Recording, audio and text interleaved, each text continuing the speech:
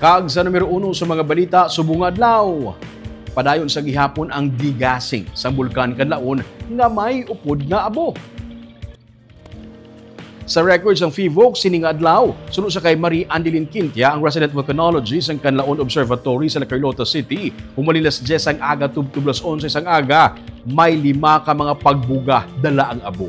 Rason nga makita ang grayish nga kolor. As of press time, ashing event pa lamang ang ilang gina-report kag wala pa sila sa may nabaton nga ashfall nga report.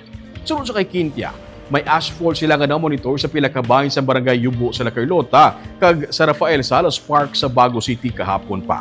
Pero mas madamo naman nga lugar ang apektado sang baho sang asupre na nagalakip naman sa barangay Hagimit, La Granja kag San Miguel sa La Carlota City kag Ilihan proper kag Gintubdan naman sa Bago City. Sunod sa kay La Carlota City Mayor Rex Salandoon, dalasang madugay na nila nga pagpanghanda, nakahibalo na ang pumuluyo kung ano ang himuon sa kasubong nga sitwasyon.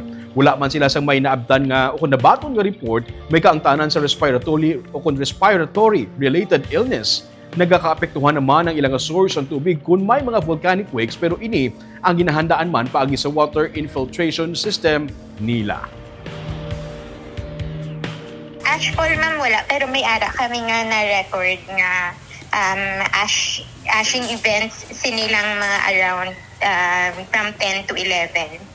Northwest gyapon ma'am ang drift sa subong ma'am eh. So most likely ang affected would be Bago City or Tumorsia, mga areas ma'am. Hindi siya dako ang mga plumes nga na-generate pero may siguro mga 5 events nga 5 ka pagpusngat-pusngat.